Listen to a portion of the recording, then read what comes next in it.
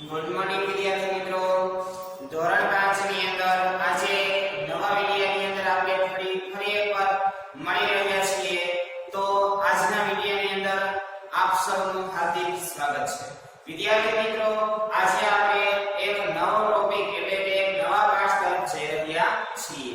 તો વિદ્યાર્થી મિત્રો, આ પાઠની અંદર એટલી ખૂબ જ સરસ વાત કરેલી છે કે જે આખી એક વાર્તા પોતાની જે રજૂ કરતા હોય એવી એક વાર્તા આપણી સમક્ષ અહીં રજૂ કરેલી છે. તો વિદ્યાર્થી મિત્રો, આસપાસની અંદર પાઠ નંબર 13 પહાડી રહેઠાણ. તમે પહાડી એવું નામ સાંભળશો ત્યારથી જ તમને ખ્યાલ આવી જશે પહાડી એટલે શું થાય? પર્વત. શું થશે? પર્વત. પર્વતની અંદર જે રહેઠાણો હોય છે, બરાબર છે, એ આપણી જેમ એક જ લાઈનમાં એક જ હારબંધ હોતા નથી. કારણ કે પહાડી વિસ્તારની જમીન કેવી હોય છે? ઊંચી નીચી હોય છે. હવે ઊંચી નીચી હોવાના કારણે બધી જ જગ્યાએ એક સરખા મકાનો બનતા નથી હોતા. એટલા માટે થઈને વિદ્યાર્થી મિત્રો, આ પહાડી વિસ્તારના જે મકાનો હોય છે એ ખાસ કરીને લાકડામાંથી બનાવવામાં આવે છે, બરાબર છે, કે જેથી કરીને એનું બાંધકામ છે એ તૂટે તો કોઈ પણ વ્યક્તિને ઈજા થઈ શકે નહીં. તો આજે આપણે આવો જ એક પહાડી રહેઠાણનો પાઠ ભણવાનો છે. તો તમે લોકો થઈ જાઓ તૈયાર. પાઠ નંબર 13 પાઠ્યપુસ્તકની અંદર તમારી પાસે હોય તો જોતા જાજો, ન હોય તો અહીંયા તમે ધ્યાન આપી શકો છો. વિદ્યાર્થી મિત્રો, પાઠની અંદર છે એક મુસાફરીની વાત કરેલી છે. શું વાત કરેલી છે?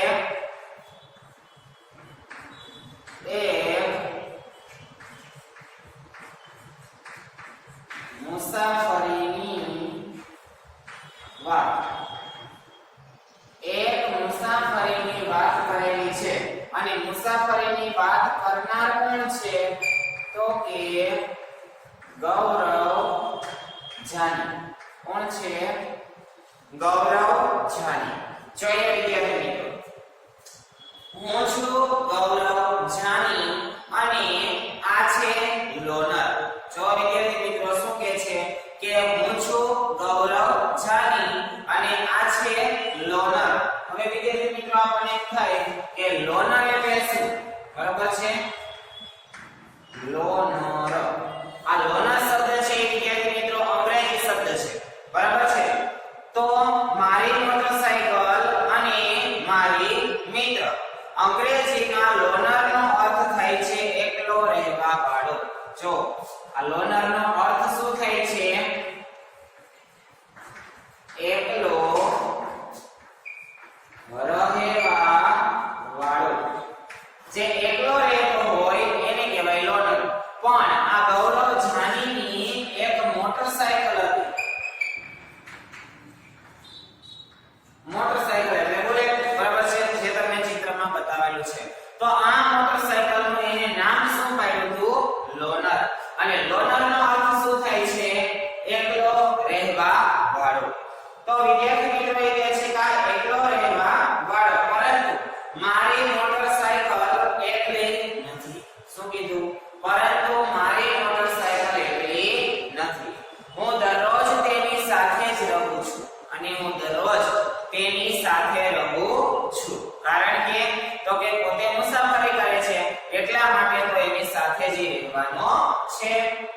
અમે બંને જણ મુંબઈની ગીચ અને કોલાહલવાળી શેરીઓ તથા ઊંચી ઊંચી ઇમારતો વચ્ચેથી બહાર નીકળવાની તક શોધતા રહીએ છીએ. જો વિદ્યાર્થી મિત્રો, શું કીધું કે અમે બંને જણ એટલે કોણ? તો કે જે મોટરસાઇકલ એમનું જે છે ગૌરવ જાની, બરાબર છે, એમનું મોટરસાઇકલ જેનું નામ છે લોનર. તો આ લોનર અને ગૌરવ જાની કહે છે કે અમે જે આ મુંબઈ શહેરની અંદર રહીએ છીએ. તો આ મુંબઈ શહેરની અંદર શું છે? તો કે વસ્તી ગીચતા એકદમ વધારે છે અને વધારે વસ્તી ગીચતાના કારણે કહે છે કે અમારું જીવન એકદમ કેવું થઈ ગયું છે? કંટાળાજનક થઈ ગયું છે. અમારે હવે આ મુંબઈ છોડી આ ગીચ વસ્તીવાળો વિસ્તાર છોડીને અમારે અહીંયાથી દૂર જતું રહેવું છે. એવો એ લોકો શું કરતા હતા? તો કે એવો એ લોકો સમય શોધતા હતા. અમને આપણા સુંદર દેશના વિવિધ પ્રદેશોમાં ફરવાનો શોખ છે. જો જે ગૌરવ જાની છે કે છે કે અમને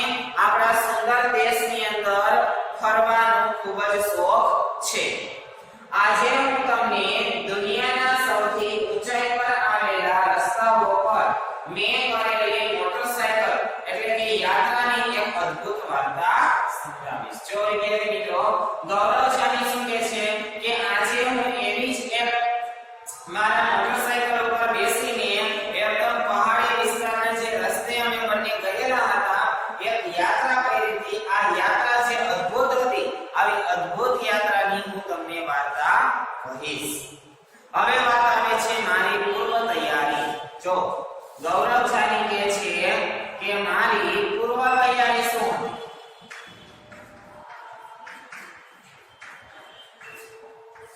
કહે છે કે મારી પૂર્વ તૈયારી શું હતી. વિદ્યાર્થી મિત્રો તમારે ક્યારેય પણ પ્રવાસની અંદર જવું હોય તો એની પહેલા બરાબર છે પ્રવાસમાં ગયા પહેલાની તૈયારી હોય એને કહેવાય પૂર્વ તૈયારી.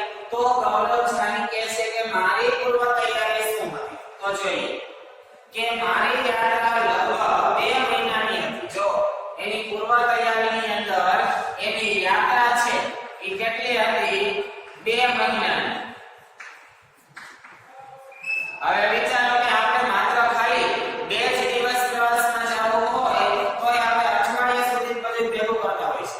આને તો 2 મહિનાની પૂર્વ તૈયારી કરવાની હતી. આટલા દિવસ માટે સામાન લઈ જવાનો હતો તે પણ મોટરસાયકલ પર બાંધીને. જો 2 મહિના સુધીનો સામાન લઈ જવાનો હતો એ પણ શું કરીને મોટરસાયકલ ઉપર બાંધીને લઈ જવાનો હતો. મેં ખૂબ વિચાર્યા પછી જરૂરિયાત મુજબ સામાન એકત્ર કર્યો. જો શું કહે છે ગૌરવશાલી કહે છે કે મેં ખૂબ જ વિચાર કર્યા પછી બધોય સામાન ધીમે ધીમે ભેગો કર્યો.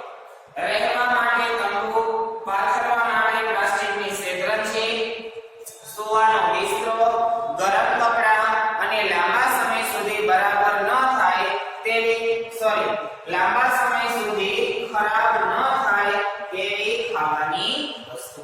જો ગૌરવશાલી પોતાની સાથે કઈ કઈ વસ્તુઓ લઈ છે તો કે એના સામાનની અંદર એક તો કે રહેવા માટેનું એક તંબુ. તંબુ એટલે તમને ખબર જ છે પ્લાસ્ટિકનું જે આવી રીતના હોય છે બરાબર છે લાંબુ આમ તંબુ તાણેલું હોય બરાબર આને શું કહેવાય તંબુ. તો આવું એક પ્લાસ્ટિકના કપડાનું તંબુ જે નાયલોનનો હતો એટલે કે ગરમ હતો બરાબર છે કારણ કે પોતે ઠંડા પ્રદેશમાં જવાના હતા. પછી પાથરવા માટે તો કે પ્લાસ્ટિકની શેતરંજી અને સુવા માટેનો બિસ્તરો, ગરમ કપડાં અને લાંબા સમય સુધી જે બગડે નહીં એવો ખોરાક પોતે સાથે લઈ જાય છે. આ સિવાય કેમેરો અને પેટ્રોલ ભરવા માટે વધારાના કેન પણ લીધા. જો શું કહે છે કે આ સિવાય કેમેરો અને પેટ્રોલ ભરવા માટે થાય અને કેન પણ લીધા. હું મુંબઈથી નીકળ્યો મહારાષ્ટ્ર, ગુજરાત અને રાજસ્થાનના નાના મોટા શહેરમાંથી પસાર થઈને દિલ્હી પહોંચ્યો. જો શું કીધું કે હું જ્યારે મુંબઈથી નીકળ્યો કોણ તો કે ગૌરવશાલી. તો જ્યારે મુંબઈથી નીકળે છે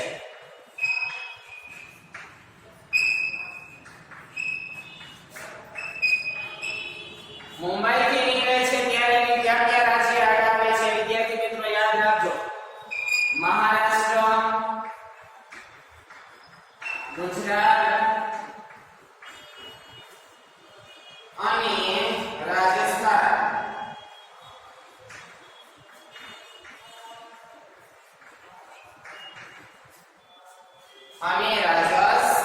બરાબર છે.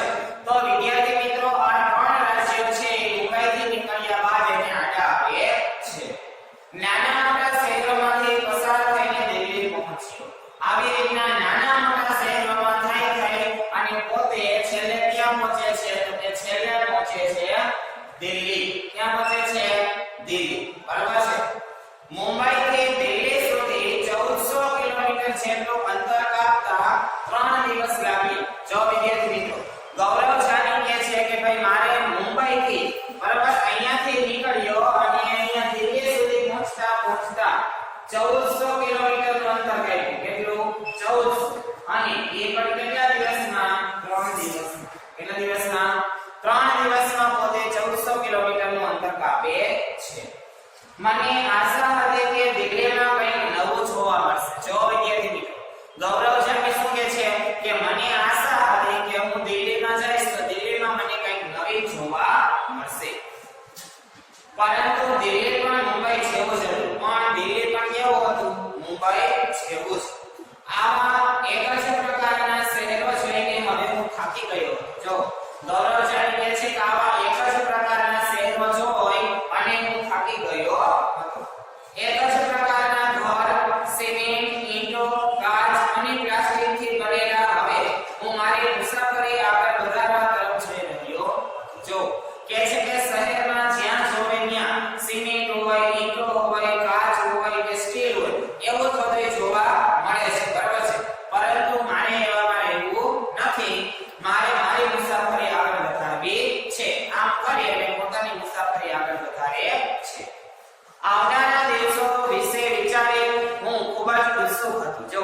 જે બીજા આવનારા દિવસો હતા એના વિશે હું વિચારીને એકદમ ખુશ હતો.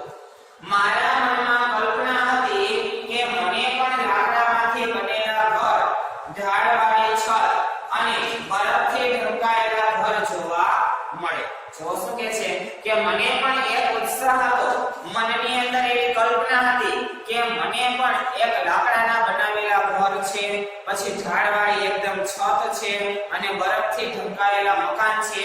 આવું મેં પુસ્તકમાં વાંચ્યું હતું, પણ મારે આ બેહૂબ જોવું છે, નજરની સમક્ષ મારે જોવું છે, એ મારી ઈચ્છા હતી.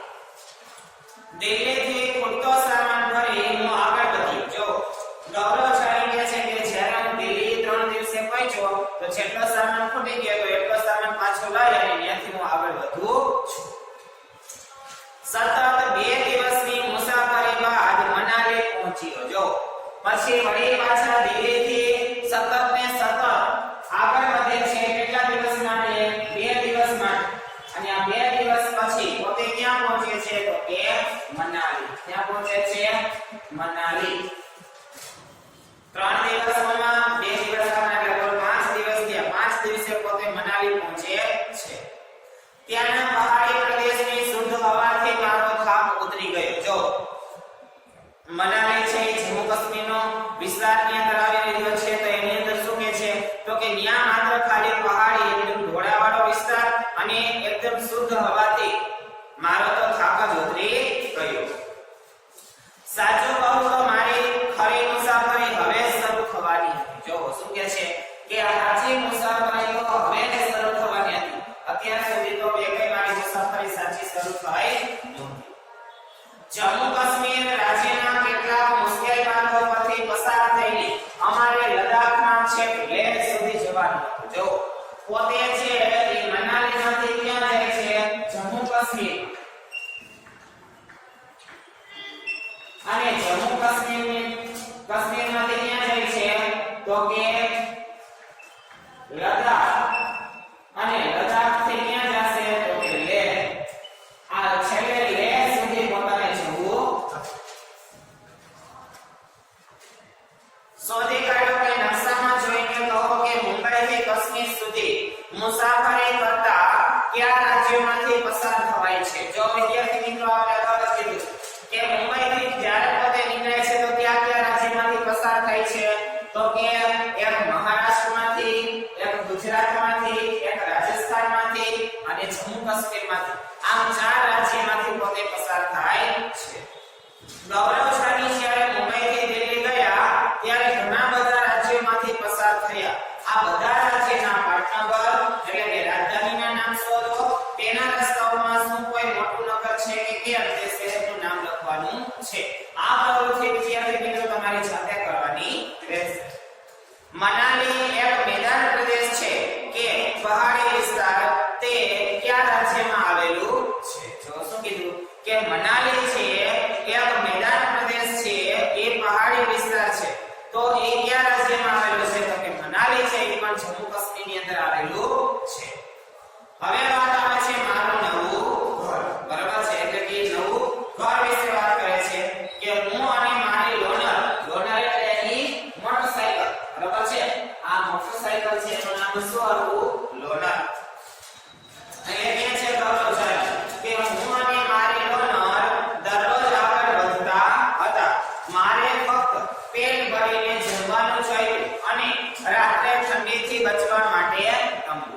જો ગૌરવજાની શું કે છે કે મારે તો માત્ર ખાવા માટે પૂરતું ભોજન, બરાબર છે, અને રહેવા માટે તંબુ, બસ આ 2 જ વસ્તુની મારે જરૂર હતી. મારા નાનકડા નાયલોનના તંબુમાં એટલી જ જગ્યા હતી કે હું અંદર સૂઈ શકું. જો એમનો જે નાયલોનનું તંબુ હતું એ તંબુ એટલું નાનું હતું કે પોતે માંડ એકલા જ સૂઈ શકતા હતા. એટલી જ એમાં જગ્યા હતી, એનાથી વધારે એમાં જગ્યા હતી નહીં. હું અંદર સૂઈ શકું. મારી મોટરસાઇકલ રાત્રિના સમયે તંબુની રખેવાળી હતી, એટલે કે બહાર જ ઊભી રહેતી. જો શું કીધું કે મારી જે લોનર છે એ લોનર રાત્રિના સમયે પોતે શું કરતી હતી? તો કે રાત્રિના સમયે રખેવાળી કરતી હતી. એટલે કે ગાડી છે એ તંબુની બહાર જ પડી રહેતી હતી. સવારમાં તાજગી ભરેલી ઠંડી હવાની સાથે આવતા પક્ષીઓના અવાજ સાંભળી મારી આંખ ઉઘડતી અને હું સૂર્યોદય જો શું કીધું કે સવારમાં એકદમ ઠંડી ઠંડી હવા આવતી હોય અને પક્ષીઓ કલરવ કરતા ઉડતા હોય એવો અવાજ આવે એટલે હું જાગી જતો હતો. તમે ક્યારેય તંબુમાં રહ્યા છો? ક્યાં તે કેવો હતો? જો તમે ક્યારેય કોઈ આવા તંબુમાં રહ્યા છો, બરાબર છે, આવા તંબુની અંદર તમે રહ્યા છો તો ક્યાં અને કેવી રીતે? તો વિદ્યાર્થી મિત્રો આવા તંબુઓ ખાસ કરીને રોડ રસ્તા ઉપર જે એકદમ પછાત જ્ઞાતિ છે એના લોકો છે ખાસ કરીને રહેતા હોય.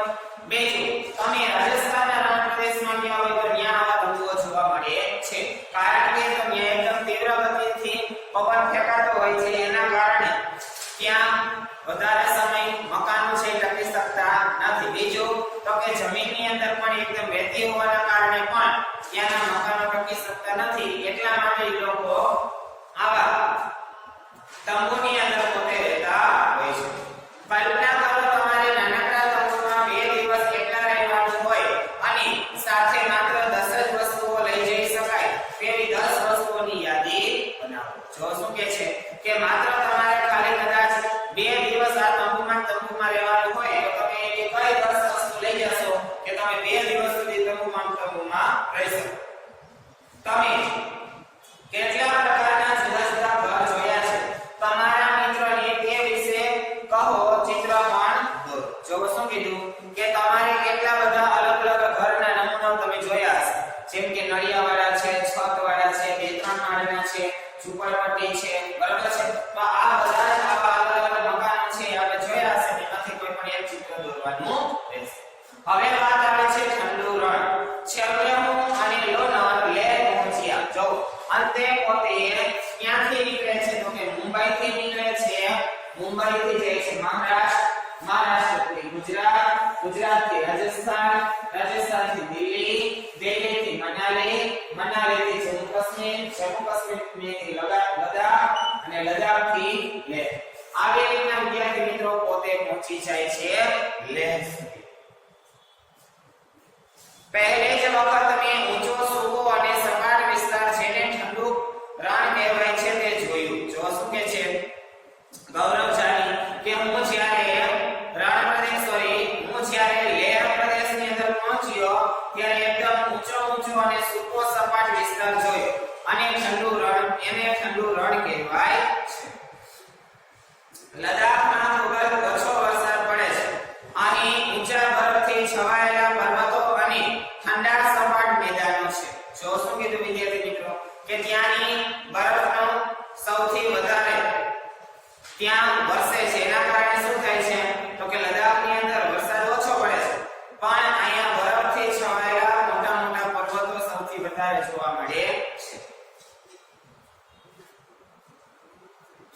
લેહમાં મેં મારી જાતને સુંદર સફેદ ઘરોવાળી ગલીઓમાંથી પસાર જોઈ. જો શું કીધું પોતે લેહમાં પહોંચી જાય છે અને કહે છે કે મેં મારી જાતને સુંદર સફેદ ઘરોવાળી ગલીઓમાં જોઈ. બરાબર છે, સુંદર સફેદ ગલીઓ એટલે શું તો કે ત્યાંની જે શેરીઓ હતી એ શેરીઓ કેવી હતી? એકદમ સુંદર હતી, બરાબર છે, અને એકદમ ગોળ ગોળ સફેદ પથ્થરોવાળી પણ હતી. હું વાહન ધીમું ચલાવતો હતો. મેં જોયું કે નાનકડા બાળકોનું જૂથ મારી પાછળ આવતું હતું. જો એ કહે છે કે મેં બાઇકને જેવું ધીમું પાડ્યું ત્યાં તો પાછળથી આખા બાળકોની મોટી ટોળી આવી જાય છે, આખું જૂથ આવી જાય છે. તેઓ ઝૂલે ઝૂલે બોલતા હતા. જો ત્યાં લેહના લોકો છે એની ભાષા અલગ હતી, એટલે એ લોકો શું બોલતા હતા? ઝૂલે ઝૂલે. હવે ઝૂલે ઝૂલેનો મતલબ શું થાય તો કે જેનો મતલબ સુસ્વાગતમ થાય છે. જો લેહ